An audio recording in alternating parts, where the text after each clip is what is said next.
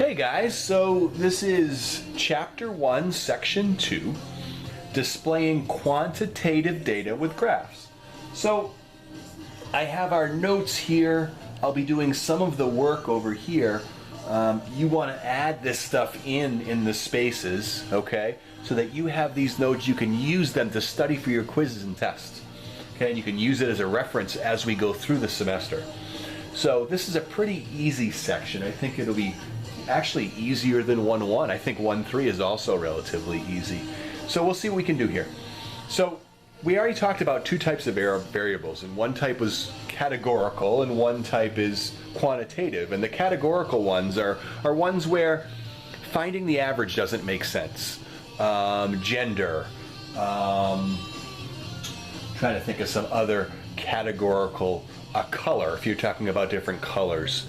You can't have an average color. You're not going to average up colors. Things like that. Those are examples of categorical variables, okay? And for those, we graph them. We usually use bar graphs and pie charts and things like that. Then we have what are called quantitative variables, and those are things where averages make sense, okay? Average salary, average home price, average points per game if you're in sports, or average goals per game if you're a hockey player. So there are different graphs that we're going to go through in this section. This is all about displaying, which means graphs for quantitative data. Okay, so one of the easiest methods is a dot plot. Okay, a dot plot looks like this. You get a little number line there, okay, and you start with some value. I'm going to start with 0. Okay, and you try to make the tick marks that go, you try to make them the same space in between, to the best that you can, okay? I'm not going to sit there with a ruler, but they should be relatively close. Now, let's say my values went something like this, okay? So I'm going to finish this, okay, in a second. But let's say my values look like this. Let's say I had 3, 5, 2, 1, 6, 6, 10, 7, 2, 3, 1, and so on, okay? These are all my data values, and they want me to make what's called a dot plot. So I'm going to start at 0, and the highest value in my list is going to be 10. Now, you can't skip places, okay? If I start with 0 and I go to 10, I might as well just go 0, 1, 2, 3, 4, 5, 6, 7, 8, 9, 10, 11, 12. And what you do is simply you put a dot above a value. So here's 3. I go to 3 and I put a dot. Okay, and then for 5 I put a dot. And then I go to 2 and I put a dot. And then I go to 1 and I put a dot. Okay, and then I go to 6 and I put a dot. Now I've got another 6. So I put a 6 up here. Okay, it shows me that there's 2 6s. And then I've got a 10. Okay, and then I've got a 7. And then I've got another 2. And then I've got a 3. And then I've got another 1. So there's my dot plot. Very simple. Okay, so they have an example here I want you guys to try. It says, oops, we lost the ball. Here are the number of turnovers for the Oakland Raiders, which is now the Las Vegas Raiders football team during their 16 regular season NFL games. So I want you to make a dot plot for that. I'm going to freeze. I want you guys to pause the video, and I want you to make that dot plot.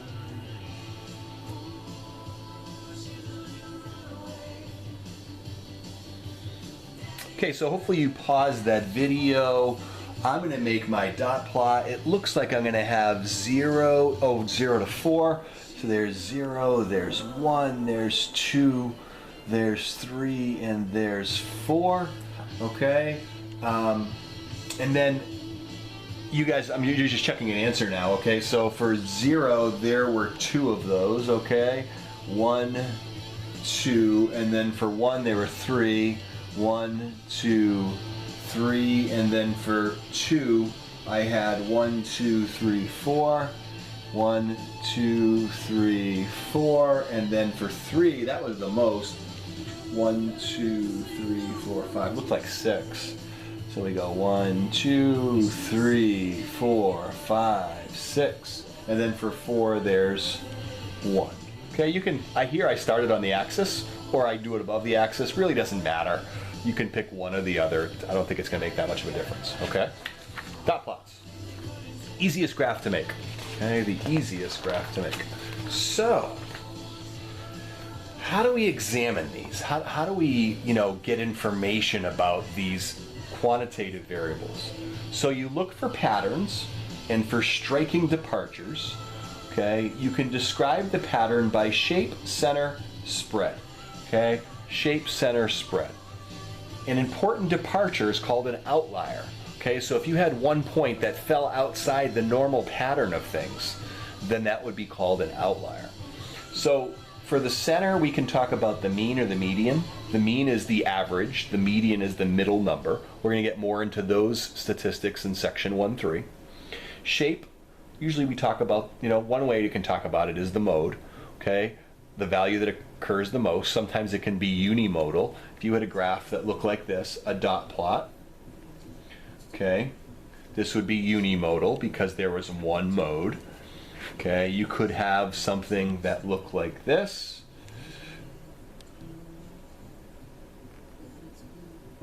Let me start again. A little Bon Jovi for your listening pleasure today.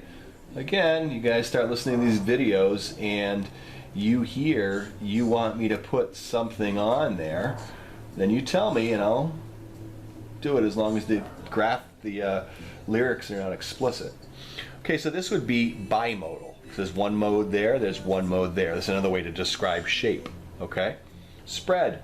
For right now, they're going to talk about range. We're going to talk about other measures of spread, but for right now, we're going to talk about range, which is the smallest from the highest. It's a number. So if you had the smallest number was a 2 and your highest number was a 10, then your range would be 8.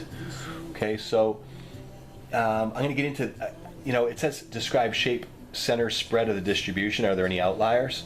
So as we get into that, there are some things on the next page that we can kind of talk about, but for now, we're going to go with these descriptions, okay? So describe the shape, the center, and the spread. So what do we say for the shape? Do we have, you know what? Let's wait on that. Let's go on the next page because they talk about more ways to talk about shape here. Okay, so it says, describing shape, concentrate on the main features, look for peaks, clusters, values, and peaks, clusters, and gaps. That's what we're looking for here, okay? A distribution is roughly symmetric if the right and the left are mirror images of each other. If you had a graph that looked like this, okay? Let's say we had, I'll do X's because it's easier for you guys to see in the video, okay? And we go up here, and we've got like 1, 2 there, we've got 1, 2 there, and we've got 1 here and 1 here. This would be roughly symmetric, okay? Because you could put a smooth little curve over those values, okay? That would be roughly symmetric. Now, one that says it's skewed, and you can write that right in here, a picture of that.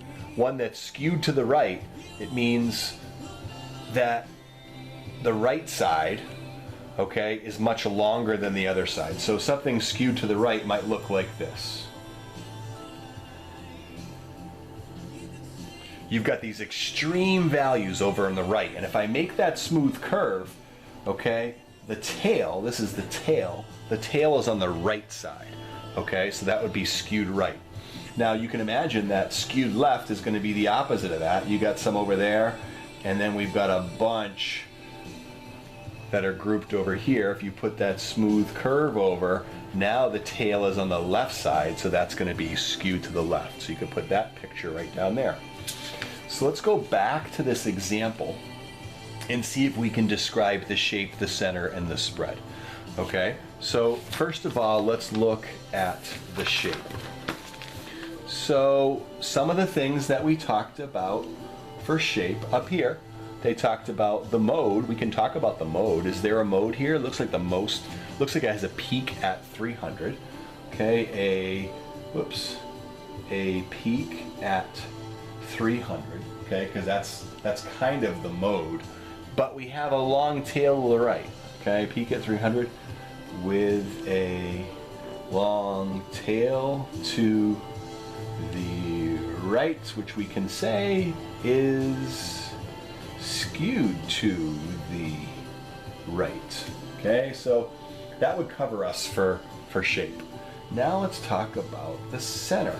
Now, what we're going to learn is when something is skewed that you want to use your median. So let's look at our median, this one for our center. Okay, it says we can use the mean or the median. In this case, we're going to use the median, and we're going to learn that when things are skewed, you use your median. Okay, so let's see how many values we have. 1, 2, 3, 4, 5, 6, 7, 8, 9. So I got to pick the fifth value. 1, 2, 3, 4, 5. So it looks like that middle value is going to be at 330 minutes. Okay, so I'm going to say the middle value, or the median value, is 330 minutes. And see how I said minutes there? I should do the same thing up here. A peak at 300 minutes. That's context, okay? And you want to make sure you put that in. So shape, center, and then we're going to talk about spread. Okay? Spread, and let's do the range. It looks like the biggest one's going to be 460, and then the smallest one's 300. So it looks like the range is going to be 160. So we would say the range is 160, and let's use that terminology again, minutes. Okay. Now, outliers. Do we have any outliers here?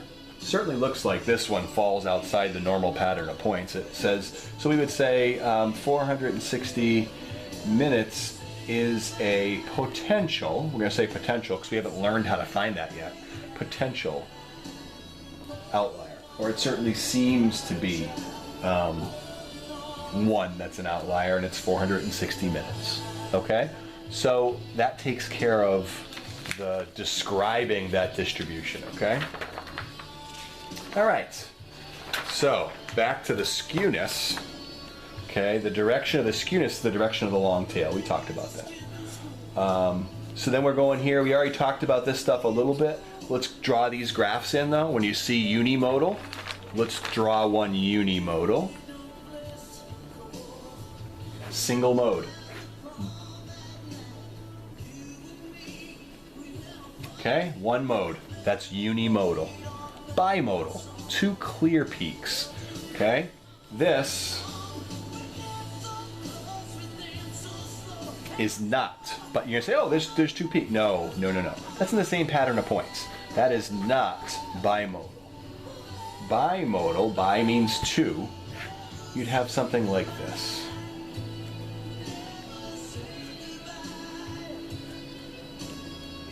Two clear peaks. One peak here, one peak here. It goes up, it goes down, it goes back up again. Okay, that's bimodal. Approximately uniform. That means everything's about the same. Okay, uniform. Looks like this. Okay, that's approximately uniform. So you can write that one under there. All the values are the same. That's what uniform means. Multimodal. More than two peaks. Well, let's look at that.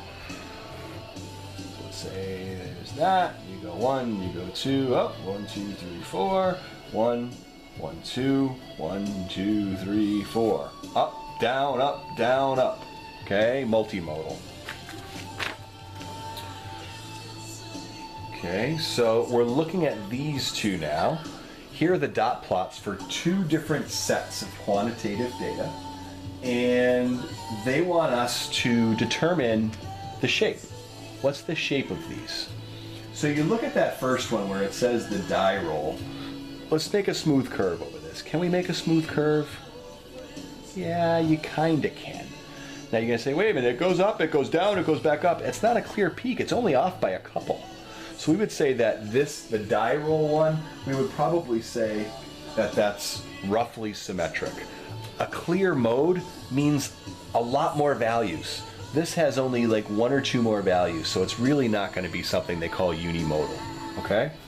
We look at this one with the calories. This one here,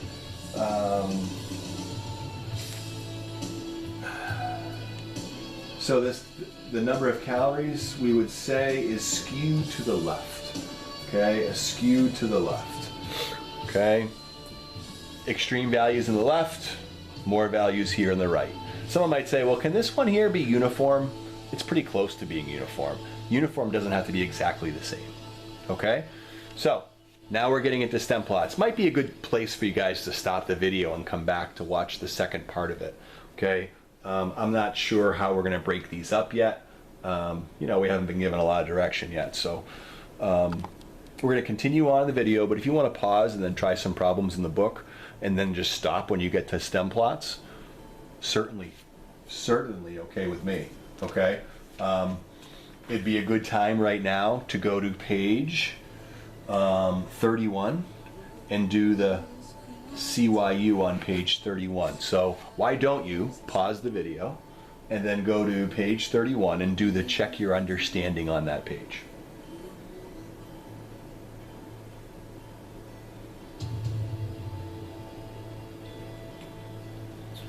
All right, so here is the check your understanding. The first one says describe the shape. Let's look. Up, down, long tail to the right, so we're going to say that's skewed to the right. Center.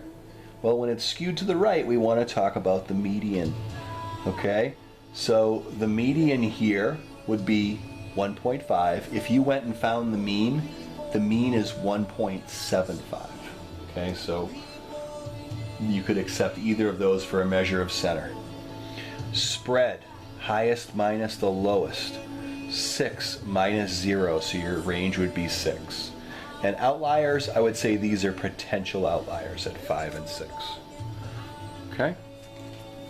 So the next thing that they talk about is, and it's actually before we get going here, I'm surprised I don't have anything in the notes on it.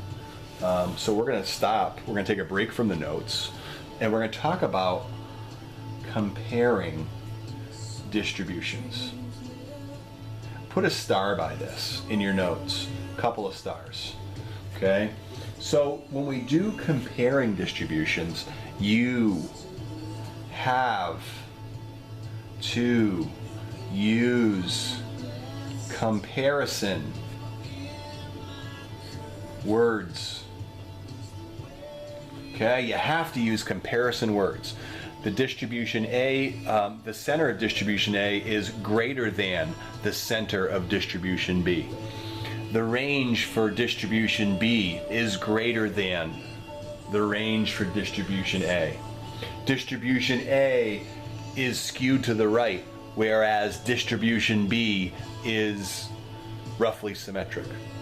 I used comparison words. Is greater than, is less than, is the same as. If you don't use comparison words, it's not going to work. I can almost promise you there will be something like this on the actual exam. You're going to say, wait a minute, why would they put something this easy on the actual exam? Well, I'm telling you they do, okay? And they catch people because people don't use comparison words. They list things. They say, okay, so the median for A is 7 and the median for B is 10. And the range for A is 12 and the range for A is 6, or range for B is 6. The shape, this one is, I don't know, roughly symmetric, and then you get on there. They didn't use any comparison words. When I said it, I didn't even mention the values. They don't care that you have the values. They care that you compare them. You have to use comparison words. You have to use comparison words. I'm going to catch somebody on the first quiz or test because they're going to do a great job. They're going to have all their statistics be correct, and they're not going to get credit for the problem, and they're going to be upset because you didn't use comparison words. If they tell you this is a big thing, and if we go back to school and you see in my classroom right above, right next to my TV, there's this huge sign that says comparing distributions, and it says how you have to use comparison words. Okay, so that's really important. Really important. I cannot. It'd be impossible for me to not stress that enough. Okay, so I'm going to pull up this little example here. I don't know if you're going to be able to see it. Something